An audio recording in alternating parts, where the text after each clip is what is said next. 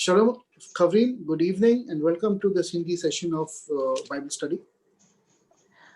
और शालोम आप सभी का हम स्वागत करते हैं यीशु मसीह के नाम में। और ये जो हम पवित्र शास्त्र के बारे में जो पढ़ रहे हैं उसमें आज हम आगे बढ़ते हैं।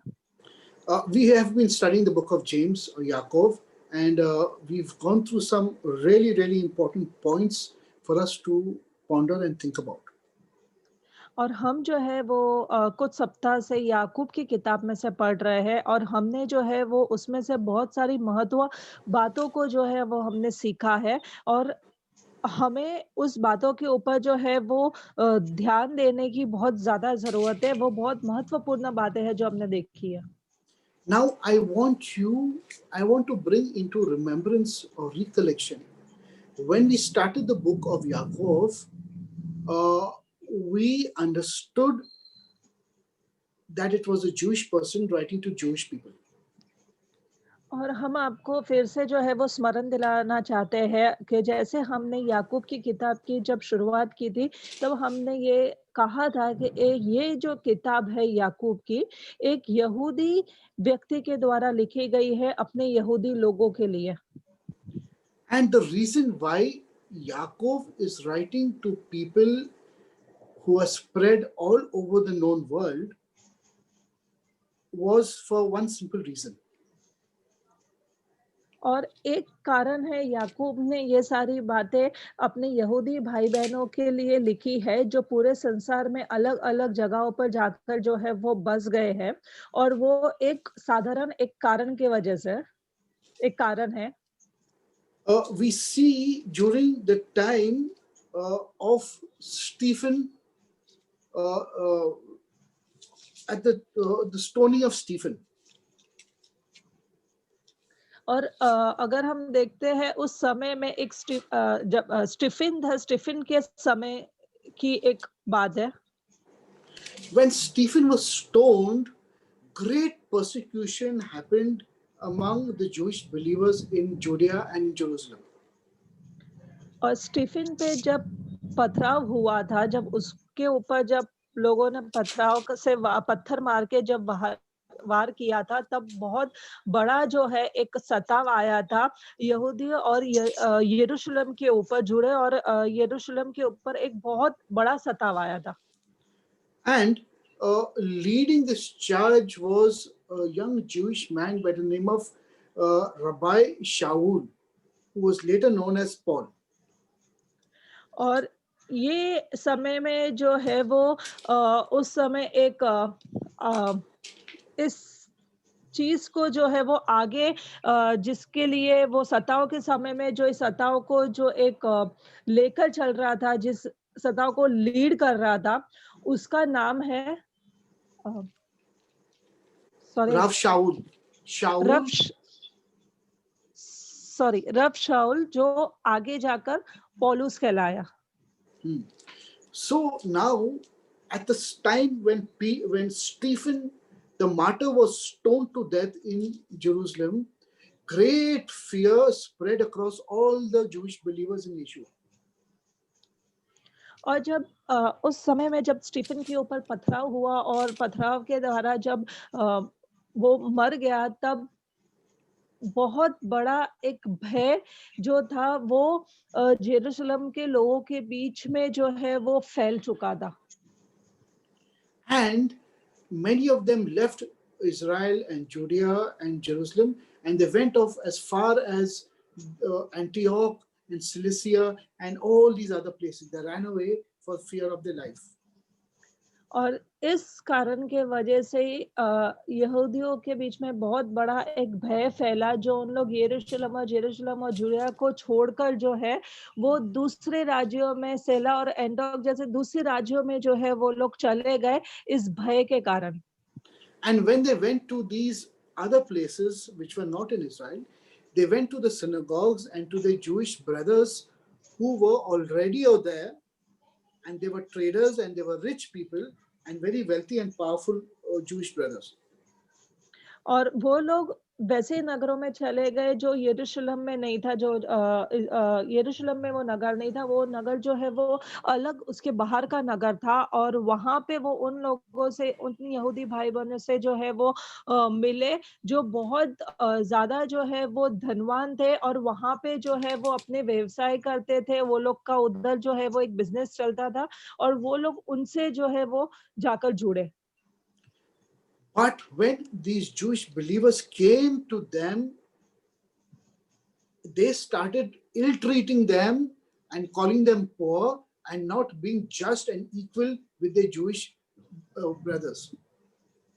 और जब ये अ, यहूदी विश्वासी उन लोग से जाकर मिले, जो बाहर अपने व्यवसाय के कारण जो बाहर यरूशलेम के बाहर स्थापित थे, उन भाई बहनों से जब वो जाकर मिले, तब उन्होंने जो है वो इन लोगों को अपनाया नहीं, क्योंकि वो लोग बहुत ज्यादा धनी थे, और वो लोग इन लोगों को एक गरीब समझते थे, योग्य नहीं समझते थे, और उनके साथ जो है वो बुरा बर्ताव करते थे। So basically, the Jewish believers in Yeshua were having a very tough life, not only in the land of Israel, but outside the land of Israel also, because they were ill treated with their own wealthy Jewish uh, brothers and sisters in the known world around. और ये जो यहूदी लोग थे, जो विश्वासी यहूदी लोग, जो पहले यरूशलेम में थे, उन्होंने जो है वो बहुत कठिन परिस्थितियों को अपने जीवन में देखा है। उन्होंने जो है वो बहुत कठिन समय को अपने जीवन में देखा है, क्योंकि उन्होंने गंभीर परिस्थितियां सिर्फ यरूशलेम में ही नहीं देखी, बल्कि उनके साथ दुर्व्यवहार किया गया जब वो यरूशलेम से बाहर दूसरे नगर में, जो यरूशलेम में नहीं है, अपने दूसरे भाई बहनों से, यहूदी भाई बहनों से जब वो मिले, वहां पे भी उनके साथ जो है वो दुर्व्यवहार हुआ। Now, recollect in chapter 2 what we have read. Come back to chapter 2 for some time, and then we'll go back to chapter 5. और हम जो है अब थोड़ा सा फिर से उन बात के ऊपर ध्यान लगाएंगे, जो हमने याकूब के दूसरे अध्याय में जो बातें हमने देखी थी। हम पहले उन बातों को फिर से एक बार देखेंगे, उसके बाद जो है वो हम 5वें अध्याय पे जाएंगे। Can you read verses 1 to verse 7? तो याकूब का दूसरा अध्याय कहता है, हे मेरे भाइयों, हमारे महिमा युक्त प्रभु यीशु मसीह का विश्वास तुम में पश्चाताप के साथ न हो, क्योंकि यदि एक पुरुष सोने के छल्ले और सुंदर वस्त्र पहने हुए तुम्हारी सभा में आए, और एक कंगाल भी मैले कुचले कपड़े पहने हुए आए, और तुम उस सुंदर वस्त्र वाले का मुंह देखकर कहो कि तू वहां अच्छी जगह बैठ, और उस कंगाल से कहो कि तू यहाँ खड़ा रह, या मेरे पाँव की पीढ़ी के पास बैठ, तो क्या तुमने आपस में भेदभाव न किया और कुविचार से न्याय करने वाले न ठहरे? हे मेरे प्रिय भाइयों, सुनो, क्या परमेश्वर ने इस जगत के कंगालों को नहीं चुना कि विश्वास में धनी और उस राज्य के अधिकारी हो जिसकी प्रतिज्ञा उसने उनसे की, और जो उससे प्रेम रखते हैं? पर तुम में से उस कंगाल का अपमान किया। क्या धनी लोग तुम पर अत्याचार नहीं करते, और क्या वे ही तुम्हारे कचेरियों में घसीट-घसीट कर नहीं ले जाते? क्या वे उस उत्तम नाम की निंदा नहीं करते जिससे तुम कहलाए जाते हो? Now you understand what Rav Shaul is telling us, because he's addressing a certain problem the Jewish believers are facing in the world outside Jerusalem. और अब हम ये बात को समझ सकते हैं जो पौलुस कहना चाहता है उन यहूदी भाई बहनों के लिए, जो तकलीफ, जो समस्या वो लोग देख रहे हैं उस नगर में, उस जहाँ पे वो यरूशलेम की बाहर दूसरी भूमि पे जिस परिस्थितियों में वो है। So chapters 2 to 4, he's encouraging and he's teaching and he's telling the believers, Jewish believers in Yeshua, how to conduct their lives in humility and in kindness to one another. और यहाँ पे हम देखते हैं कि याकूब जो है वो दूसरे अध्याय से लेकर चौथे अध्याय तक अपने यहूदी भाई बहनों को ये बातें सिखा रहा है कि उन बातों को बता रहा है कि कैसे तुम्हारा जीवन जो है तुम्हें एक नम्रता में और एक दूसरे अपने भाई बहनों से प्रेम करते हुए रहना है. Because in chapter 2 he tells them, don't you know how the rich brothers and sisters are treating you? Don't they oppress you and take you and punish you and take you before the judgment? Don't be like them. क्योंकि यहाँ पे हम देखते हैं कि याकूब उनको ये बता रहा है कि क्या तुम ये नहीं देख रहे हो कि तुम्हारे ही यहूदी भाई बहन जो दूसरी भूमि पे तुम्हारे साथ जो है कैसा बर्ताव कर रहे हैं, कैसे तुम्हें दबाने की कोशिश कर रहे हैं, कैसे वो तुम्हारे साथ गुलामी कर रहे हैं और कैसा तुम्हारे साथ जो है वो तुच्छ व्यवहार कर रहे हैं, तो तुम जो है वो उनके जैसे मत बनना. So all that we've studied in chapters 2 to 4, these 3 chapters is about how a Jewish brother needs to live with each other, respect one another, love one another, do not create sin between each another, because all sin is bad relationship. और हमने यही बातें याकूब के दूसरे अध्याय से चौथे अध्याय के बीच में हमने पढ़ी कि यहाँ पे याकूब जो है वो इन्हीं बातों को अपने विश्वासी भाई बहनों को सिखा रहा है कि हमें जो है वो एक दूसरे का जो है वो मान सम्मान करना है, एक दूसरे से जो है वो प्रेम रखना है और एक दूसरे के साथ जो है वो खराब बर्ताव नहीं करना है, एक दूसरे के बीच में किसी पाप को नहीं लाना है, क्योंकि पाप ही है जो रिश्ते को खराब करता है. Now, based on this, turn to chapter 5 and we'll read verse 1 and verse 2. और इसी बात को आधारित रखते हुए हम 5वां अध्याय याकूब का देखते हैं, उसका पहला और दूसरा वचन देखते हैं.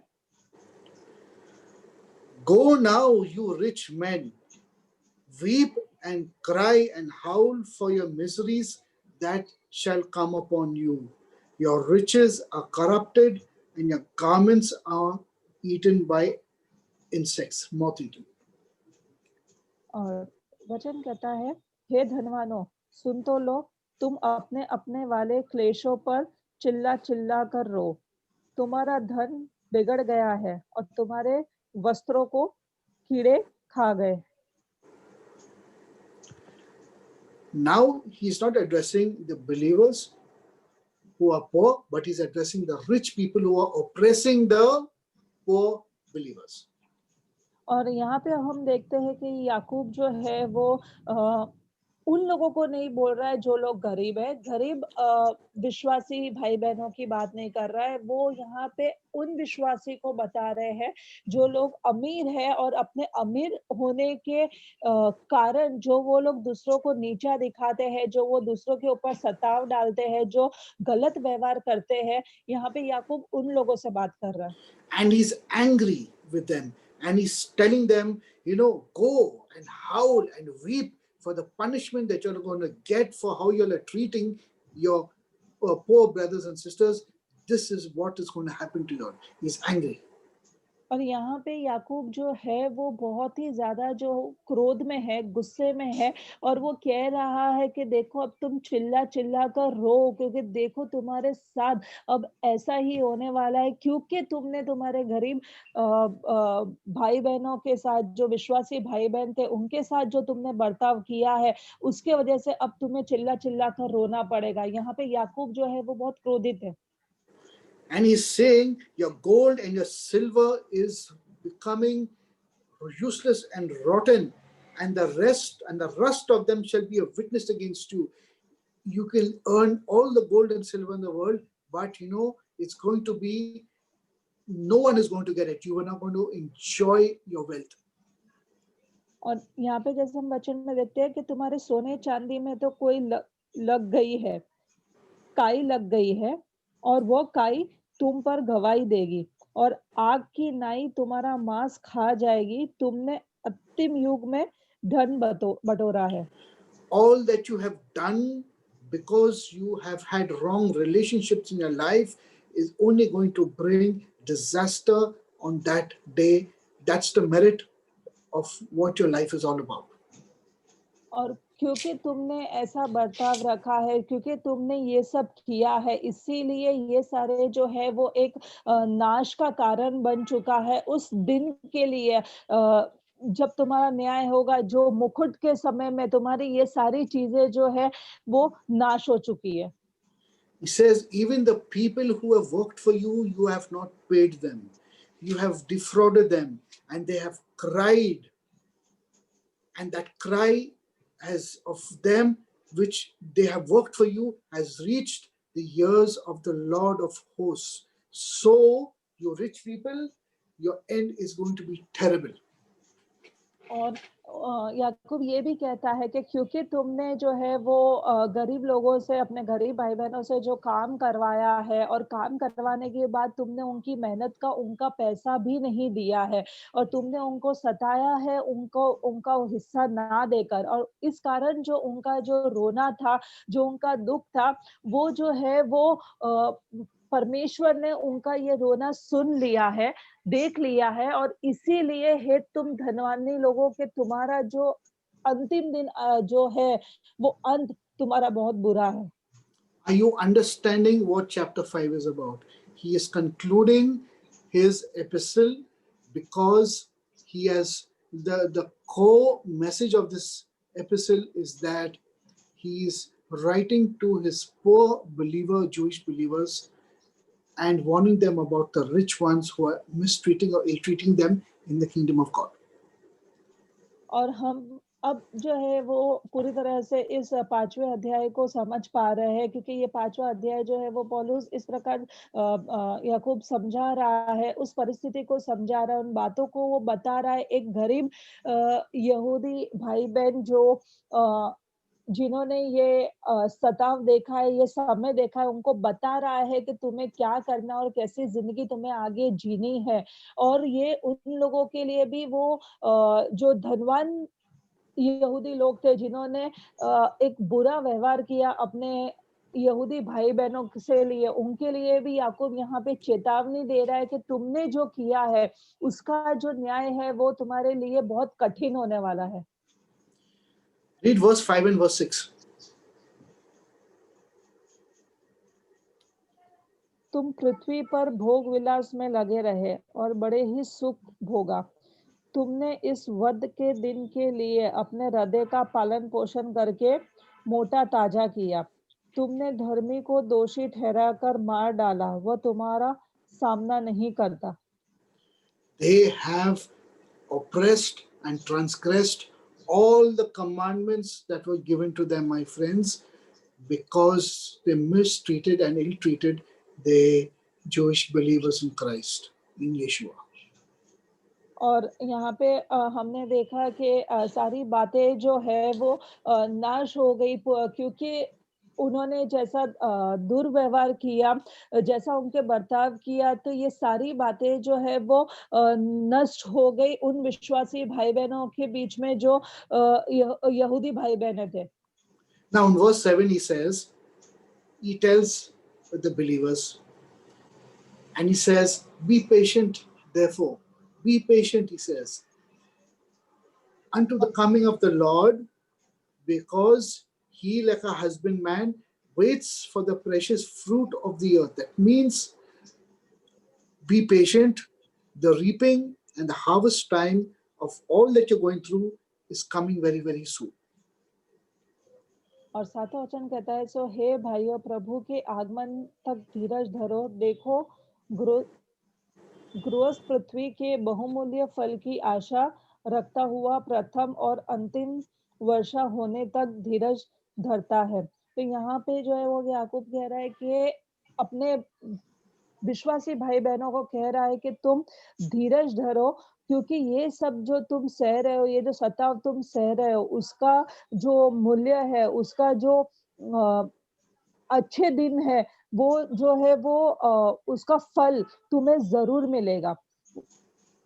तो अभी के समय में तुम जो है वो धीरज धरो। Wonderful. And then read verse 8 and verse 9.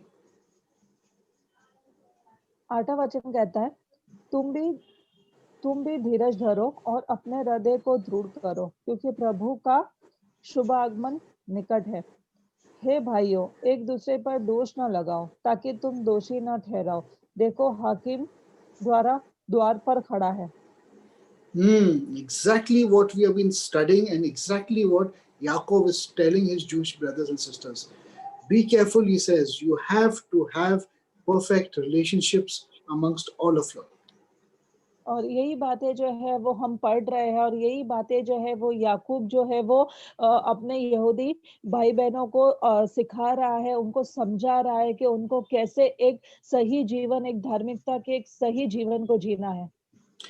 And he's telling them, take example of the prophets. In verse 10 he says, do you know the life the prophets have lived?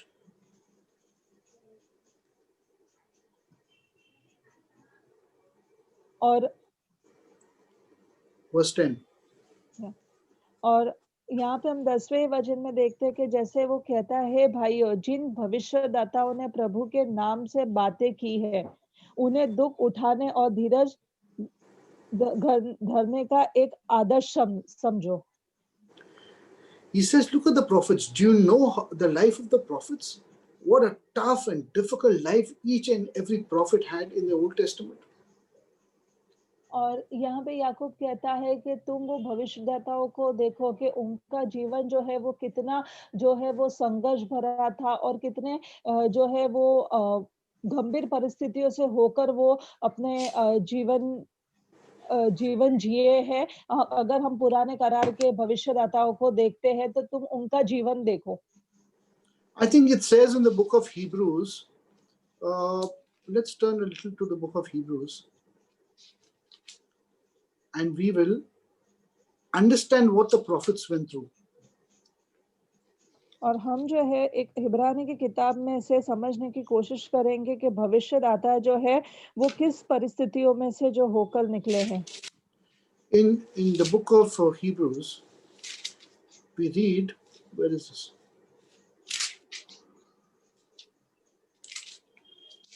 Chapter 11, I think, in Hebrews talks about faith. No?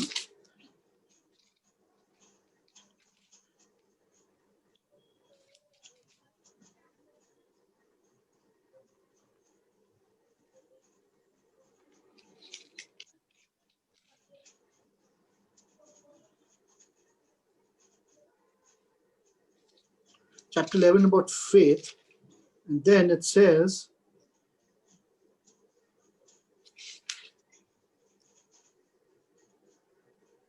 okay, faith, Hebrew 11,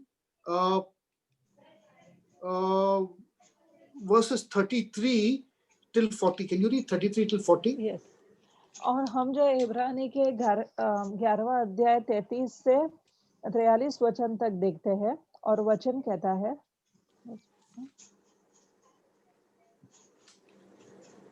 33 to 40.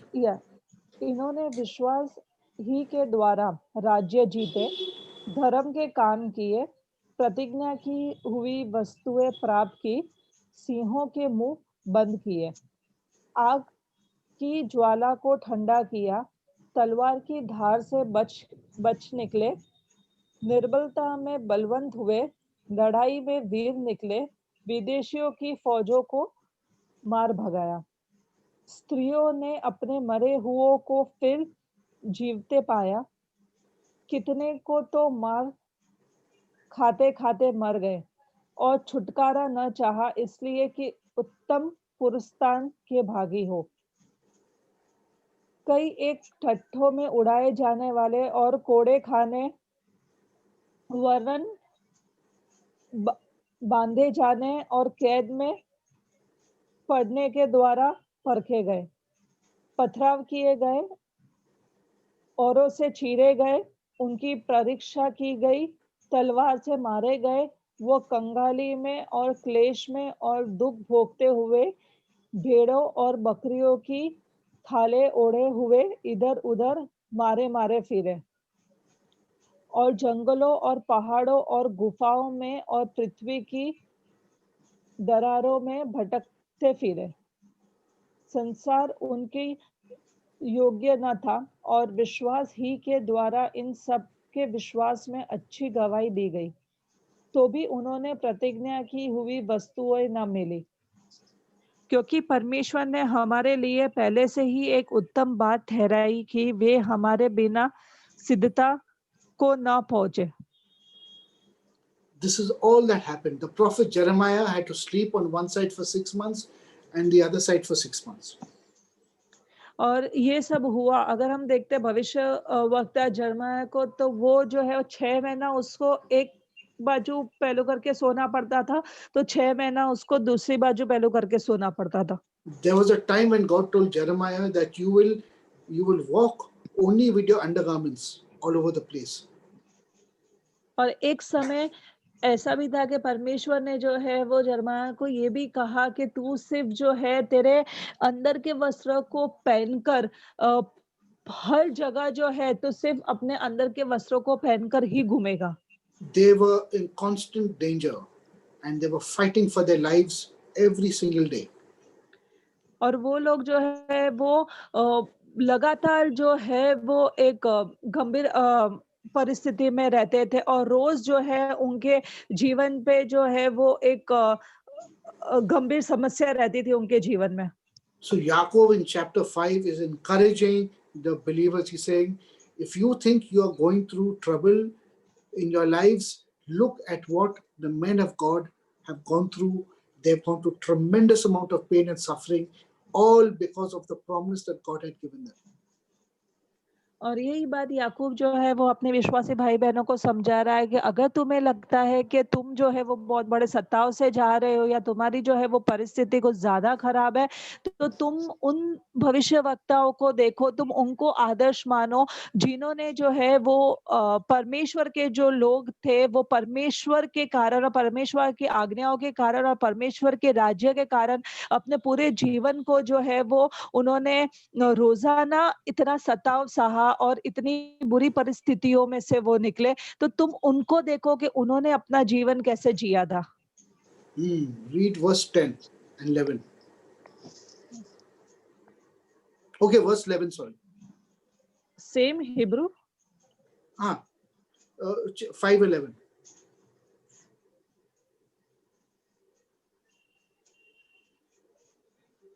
Just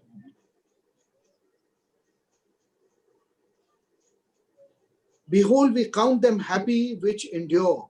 You have heard of the patience of Job and have seen the end of the Lord, that the Lord is very pitiful and full of tender mercy. Verse 11. Yes, देखो हम धीरज धरने वालों का धन्य कहते हैं। तुमने अय्यूब के धीरज के विषय में तो सुना ही है और प्रभु की ओर से जो उसका प्रतिफल हुआ उसे भी जान लिया है, जिसने प्रभु की अत्यंत करुणा और दया प्रकट होती है। He's saying that even all through the trials, the tribulation, and the pain that you're going through, the Lord is tender and merciful and He's kind. He will see to your end. He will give you a true and perfect end. और यहाँ पे कहता है कि तुम जिस समय से निकल रहे हो, तुम जिस सताव से निकल रहे हो, तुम उसमें जो है वो धीरज धरो, क्योंकि तुम्हारी इस परिस्थिति में भी, इस समय भी जो परमेश्वर जो है वो बहुत ही करुणा का भरा हुआ है और वो दया का भरा हुआ है और वो अपनी दया और करुणा तुम पर जरूर जो है वो प्रकट करेगा। Verse 12 is amazing because he says this very clearly. He says, but above all things, my brethren, do not swear. Do not swear neither by the heaven or by the earth, neither by any other oath, but let your yes be a yes and your no be a no. Anything more than that, it will be held against you and you will fall into condemnation. और हम 12 वचन में देखते हैं जो पूरी तरह से जो है बहुत सादे शब्दों में समझाई गई है इस बात को। पर है मेरे भाइयों, सबसे श्रेष्ठ बात यह है कि शपथ न खाना, न स्वर्ग की, न पृथ्वी की, न किसी और वस्तु की, पर तुम्हारी बातचीत हाँ की हाँ और नहीं की नहीं हो, कि तुम दंड के योगी न ठहरो। Did we not speak and learn about speech and how important speech was in chapter 3? और हमने क्या इन बातों को नहीं देखा कि कितना महत्वपूर्ण है जो बातें हम बोलते हैं, जो शब्दों का हम उपचार करते हैं, वो कितना महत्वपूर्ण है, यह हमने तीसरे अध्याय में उन बातों को देखा। And we also understood the image and the likeness of God and how we need to walk in the image and likeness of God. और हमने ये भी देखा कि परमेश्वर के स्वरूप में और परमेश्वर के समान हमें जो है वो कैसा है और कैसे हमें उसके समान चलना है। Do not make promises. Do not make any kind of commitments that you cannot keep, because it will be held against you. और हमें जो है कभी भी कोई वादा नहीं करना, कभी भी कोई ऐसा वादा नहीं करना है जिसको हम पूरा नहीं कर सकते हैं, क्योंकि वो बात जो है वो हमारे सामने हमारे विरुद्ध में आकर खड़ी होगी। If you're standing in front of a rich person who's trying to destroy you, keep your mouth shut. Not a yes, not a no, because anything that you say will go against you. अगर तुम किसी धनवान व्यक्ति के आगे खड़े हो और अगर वो तुम्हें कुछ भी ऐसी बात कह रहा है जो सही नहीं है, तो तुम जो है तुम्हारा मुंह बंद रखो, तुम्हें कुछ नहीं बोलना है, ना तुम्हें हाँ बोलना है, ना तुम्हें ना बोलना है, क्योंकि जो भी तुम बोलोगे वो अगर सही नहीं हुआ तो वो तुम्हारे विरुद्ध में जाएगा। He's all talking this in context of what these people are going through out there. Now read 13, 14 and 15 is very, very beautiful. और हम आगे 13वां 14 और 15वां वचन देखते हैं। यदि तुम में कोई दुखी हो तो वो प्रार्थना करे, यदि आनंदित हो तो वो स्तुति के भजन गाए। यदि तुम में कोई रोगी हो तो कलीसिया के प्राचीनों को बुलाए और वे प्रभु के नाम से उस पर तेल मलकर उसके लिए प्रार्थना करें, और विश्वास की प्रार्थना के द्वारा रोगी बच जाए और प्रभु उसको उठाकर खड़ा करेगा। और यदि उसने पाप भी किए हो तो उनकी भी क्षमा हो जाएगी। Now wait, now we're reading something very, very interesting out here. It says out here, is there anyone sick among you? Let him call for the elders of the church. Together, they will all come together. They will anoint that person with oil and they will pray over him, and that person will probably become good or will become better or be healed. और यहाँ पे जो है वो एक बहुत एक महत्वपूर्ण बात को हम देख रहे हैं, जहाँ पे ये बात कह रही है कि अगर तुम में से कोई भी बीच में तुम्हारे बीच में अगर कोई भी बीमार हो, रोगी हो, तो वो कलीसिया के लोगों को जो है वो बड़े लोगों को बुलाए और सब इकट्ठा होकर जो है वो प्रार्थना करें। और जब वो प्रार्थना करेंगे और उसके ऊपर जब वो तेल मलेंगे, तेल लगाकर जब प्रार्थना करेंगे, तो वो व्यक्ति शायद जो है वो पूरी तरह से जो है वो चंगा हो जाएगा। This is corporate spiritual responsibility in the church. और ये जो है वो एक बहुत ही जो है वो महत्वपूर्ण एक स्थापित एक ऐसी जवाबदारी है जो कलीसिया के अंदर होती है। We have to uphold each other spiritually and pray for each other and uphold each other and make sure that we are all of one level in the sight of God. और हमें जो है वो एक दूसरे को हमारे कलीसिया के अंदर एक दूसरे को उठाना है, एक दूसरे के लिए जो है वो प्रार्थना करनी है, एक दूसरे को जो है वो लेकर चलना है, और हमें सब को जो है वो एक समान एक स्तर पर रहना है। परमेश्वर के नजरों के आगे हमें एक स्तर पर चलना है। Listen to what he's saying. He's not saying that 100 people should go to one person who has a healing ministry. He's saying that the elders of the Kalesia, of the Kahila, should come together in oneness and pray for that person, and then healing will flow. और यहाँ पे ये नहीं कहता है कि 100 लोगों को मिलकर जो है वो जाना चाहिए और 100 लोगों को मिलकर जो है एक जगह जाकर एक व्यक्ति के ऊपर प्रार्थना करना चाहिए, बल्कि यहाँ पे ये वचन कह रहा है कि जो भी कलीसिया के जो प्राचीन लोग हैं, जो बड़े लोग हैं, वो लोग मिलकर जो है वो एक आत्मा में आकर जो है वो प्रार्थना करें, उस व्यक्ति के लिए वो लोग प्रार्थना करें, ताकि चंगाई जो है उस व्यक्ति के ऊपर बहेगी। You know, when people in Akhdut, in oneness, pray together for a certain purpose, God acknowledges it without fail. और ये जब लोग साथ में आकर जब प्रार्थना करते हैं, जब 2 से 3 लोग या जब विश्वासी भाई-बहन जब एक-दूसरे से जुड़कर जब प्रार्थना करते हैं, तो उस प्रार्थना को जो है वो परमेश्वर जो है उस प्रार्थना के ऊपर अपना ध्यान धरता ही धरता है और उस प्रार्थना को जो है वो परमेश्वर ज़रूर से देखता है। Because the prayer of one person will most probably always be biased. इसका कारण ये है कि शायद एक व्यक्ति की प्रार्थना जो है वो एक भेदभाव रहेगा उसकी प्रार्थना में, शायद से वो एक भेदभाव के साथ प्रार्थना करेगा। But when people come together in one purpose and in oneness, it means that God needs to look at that prayer and therefore God answers that prayer.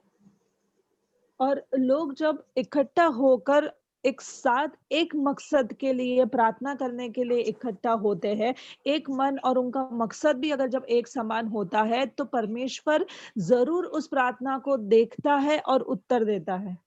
And so read verse 15, it says, the prayer of faith shall save the sick. It says, this is the formula we need to follow, my friends. When in oneness we pray for a certain thing, the Lord will do it. Read और verse जैसे 15. और जैसे हम 15वें वचन में देखते हैं, और विश्वास की प्रार्थना के द्वारा रोगी बच जाएगा और प्रभु उसको उठाकर खड़ा करेगा। तो यहाँ पे जैसे कि जब हम एक होकर प्रार्थना करते हैं, हम जब सब मिलकर प्रार्थना करते हैं, तो उस प्रार्थना को जो है वो परमेश्वर ज़रूर देखता है और उसका जो है वो उत्तर देता है। And if he has committed sins, they shall be forgiven. Amazing, absolutely amazing. और वचन आगे कहता है, और यदि उसने पाप भी किया हो तो उनकी भी क्षमा हो जाएगी। Now, verse 16 is something that I want to talk to you all about because it's very, very big and it's very, very difficult, my friends. और जो 16 वचन है वो उस बारे में हम उस विषय में आपसे बात करना चाहते हैं, जो एक बहुत बड़ी बात है और एक बहुत गहराई से भरी हुई बात है। It says in the Hebrew, it says, Hit vadu apashachem ish lifne rehu v'hit palelu ish ba'ad rehu leman yirafu ki gadol koach tefilat tzadik. So it says, the word vidui basically is ask forgiveness, confess and ask forgiveness with each other. तो जैसे कि हमने देखा हिब्रानी में ये 16 वचन को, तो जो शब्द है विदुई, वो ये है कि हमें जो है वो अपने पापों का अंगीकार करना है और एक दूसरे के सामने अपने पापों को जो है वो स्वीकारना है। In other words, he's saying, be transparent in your relationships with each other. और दूसरे शब्दों में इस बात को अगर हम समझने की कोशिश करें, तो अपने एक दूसरे के सामने हर एक बात जो है वो खुली हुई रहनी चाहिए, कोई भी बात जो है वो छुपी नहीं होनी चाहिए। This transparency is very important in relationships because where there is no transparency, there's going to be sin. और हर एक रिश्ते में जो है वो खुलापन होना चाहिए, कोई भी बात जो है वो रिश्ते में कोई भी बात छुपी हुई नहीं रहनी चाहिए, क्योंकि अगर रिश्ते में कोई भी बात छुपी हुई रहती है तो वो पाप को उपजाती है। He's giving you the formula of the perfect akhtut, oneness to live with each other. और ये जो है वो उस फॉर्मूला को ये बात दर्शाती है कि कैसे तुम्हें जो है वो एक साथ जो है वो एक दूसरे के साथ कैसे एक सही रीति में जीवन जीना है। And when you are open and transparent with everyone around you, you will allow the working of the Holy Spirit in power through your life. और जब हम जो है वो पूरी बातों में अगर खुले हुए रहते हैं और कुछ भी हम एक दूसरे से छुपाते नहीं है, तो हम जो है वो पवित्र आत्मा को अनुमति देते हैं। पवित्र आत्मा के लिए आसान हो जाता है, हमारे जीवन में कुछ भी कार्य करने के लिए पवित्र आत्मा कर सकती है। To have akdut or oneness means to have a perfect linking with each other, and this linking is called khibur or intimacy in Hebrew. और हमें जो है वो एक-दूसरे के साथ जो है पूरी तरह से खुलेपन में जो है वो जुड़े रहना है, एकता में चलना है, एक समानता में चलना है, बिना किसी बात को जो है वो छुपाए बिना एक-दूसरे के एकता में एक-दूसरे से जुड़े हुए बनकर चलना है। Transparency, honesty, integrity, and great love for each other, supporting each other even until death is what Jesus taught us to do. That is what we're talking about, my friends. और हमें जो है वो हर एक बातों को जो है उसमें खुलापन होना चाहिए, कोई भी बात हमें छुपानी नहीं है, हमें हमारे रिश्ते में विश्वास योग्य रहना चाहिए, हमें किसी भी बात में जो है वो पाप या धोखा नहीं होना चाहिए हमारे रिश्ते में। पूरी तरह से अपना जो रिश्ता होता है वो एकता में होना चाहिए और यही बात जो है वो यीशु मसीह हमें सिखाते हैं। Jesus lived this ikhdut and this keyboard so perfectly that he even gave his life for the world. Can you imagine what I'm telling you today? It's very, very important for you all to understand this.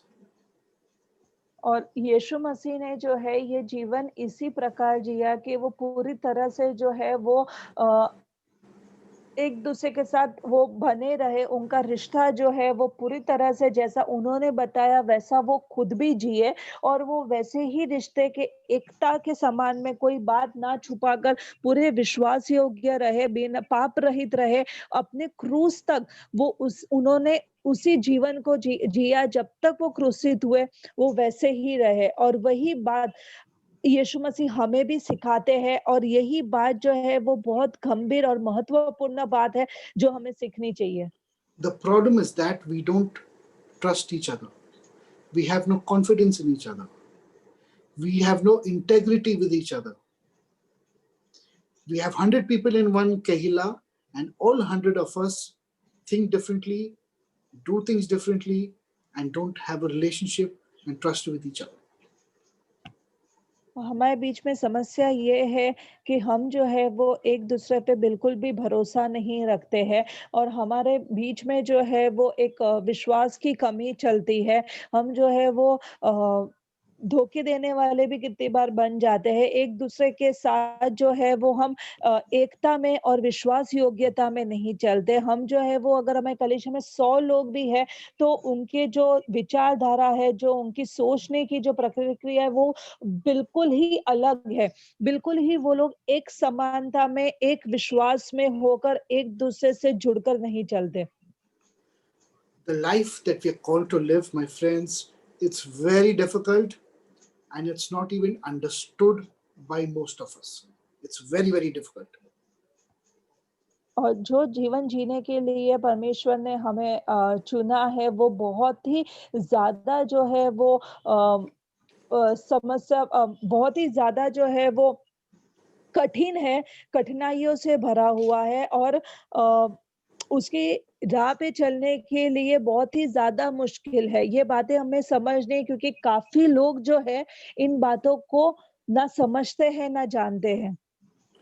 They think that, Jesus came and he died for me and he went and he resurrected and praise the Lord, hallelujah. No, my friends, it's much deeper and it's much more complex a relationship that we need to have with God. और अधिकतर लोगों के मन में सिर्फ यही बात है कि यीशु मसीह जो है वो इस पृथ्वी पर आया, क्रूस पे चढ़ा, क्रूसित हुआ, तीसरे दिन जो है वो जीवित हो गया और इसी एक और मेरा जो है उसके द्वारा उद्धार हुआ। वही बात जो है सिर्फ़ इतनी सी ही बात को जानते हैं, पर ये बात जो है वो अधूरी है, ऐसा नहीं है, क्योंकि यहाँ पे जो है वो बहुत एक गंभीर बात को यीशु मसीह सिखा रहा है, एक ऐसे रिश्ते को हमें जीना है, ऐसे जीवन शैली को हमें जीना है और बहुत बातें जो है जो यीशु मसीह ने हमें कही है वो हमें समझना है और अपने रोज़ाना जीवन पे जो है वो हमें लागू करना है। Jesus' love and his responsibility for you and me did not even stop him from going up on that cross. He gave his life for it. And that is what we're talking about. Because of which all the apostles understood what Jesus done. And therefore they said, whatever, whatever Jesus has done, we can never equal that, my friends. So therefore, it's I'm trying to explain something very complex to you all. और जो प्रेम यीशु मसीह ने हमसे किया और जो जवाबदारी यीशु मसीह ने हमारी ली, वो इतना प्रेम किया और इतनी पर यीशु मसीह ने हमारी जवाबदारी ली कि उसने अपना जीवन भी है, वो क्रूस पे चढ़ा दिया। उसने अपने जीवन को जो है वो क्रूस पे अपना दे दिया और वही बात जो है वो प्रेरित लोगों ने देखा और समझा कि यीशु मसीह ने किस प्रकार प्रेम किया और किस प्रकार अपनी जो जवाबदारियों को निभाया और ये बात प्रेरित लोग देख-देख कर जो है वो बहुत बखूबी उन बातों को वो समझ चुके थे। तो ये जो है एक बहुत एक गंभीर एक अंदरूनी बात है जो हम आपको समझा रहे हैं। That is why the apostle said, you can hang me upside down, cut me in two, crucify me upside down, feed me to the lion, do whatever you want with me. We will do it willingly because what the Son of God done for me, I can never ever equal. और यही एक कारण है कि प्रेरित लोग कहते थे कि हाँ, हमें जो है आप पथराव से मार दो या हमें उल्टा जो है वो क्रूस पे लटका दो, हमें उल्टा लटका कर मारो क्योंकि हम उस चीज़ की समानता कभी भी नहीं कर पाएँगे, उस स्तर पर हम कभी भी नहीं जा पाएँगे जो यीशु मसीह ने हमारे लिए किया। This, my friend, is keyboard. This is intimacy. This is spiritual responsibility for each other, even till the point of standing for somebody up to death. That's what I'm talking about. Even if you have to die for somebody else. और यही बात हम आपको बताना चाहते हैं कि यही एक है जो एक गहरा रिश्ता कहलाता है, एक सही रिश्ता कहलाता है, वो प्रेम से भरा हुआ रिश्ता कहलाता है कि चाहे जो कुछ भी हो, जो कुछ भी बात हो, उस रिश्ते के साथ हम पूरी तरह से खड़े रहेंगे, चाहे हमें मृत्यु को भी ना क्यों ना देखना पड़े, पर हम जो है वो उस रिश्ते में उस प्रेम के साथ खड़े रहेंगे। If my death gives life to somebody else, so be it, I will die. This is what Jesus done. और मेरा मरना अगर मेरी मृत्यु किसी को जीवन दे सकती है, तो हाँ, मुझे वो मृत्यु मंज़ूर है, वो मरना मंज़ूर है, क्योंकि यही जो है वो यीशु मसीह ने उस क्रूस पे किया है। So, friends, I'm making you think about something very important. And as we conclude the book of James, please understand there were many, many, many Jewish concepts in this entire book for you all to learn and study. और यही सारी बातें हैं जो हम चाहते हैं कि आप इन चीज़ों को जो है वो सोचो, इन बातों पर जो है वो मनन करो और यही बातें हमने पूरे याकूब की किताब में देखा कि याकूब ने जो है वो अपने यहूदी भाई-बहनों से क्या कहना चाहता है। तो हम चाहते हैं आप इस बात को पढ़ो और इन बात की गहराइयों को समझो। Okay, so next time we will start something else. We'll do another epistle, another book on the New Testament for us to get a full understanding. But I hope you all have been blessed with the book of James. और अगले सप्ताह से हम जो है वो नए करार के दूसरी एक किताब से जो है वो शुरुआत करेंगे और दूसरी नई बातों को जो है वो हम देखेंगे और हम उम्मीद रखते हैं और आशा रखते हैं कि जो भी बातें हम आपको याकूब की किताब से बताई है, समझाई है, वो आप पूरी तरह से समझ चुके हो। So till next Wednesday at 9 o'clock, God bless and shalom to each one of you all, and we will meet next week. Good night. और हम जो है वो अगले बुधवार को शाम को 9 बजे मिलेंगे। शुभ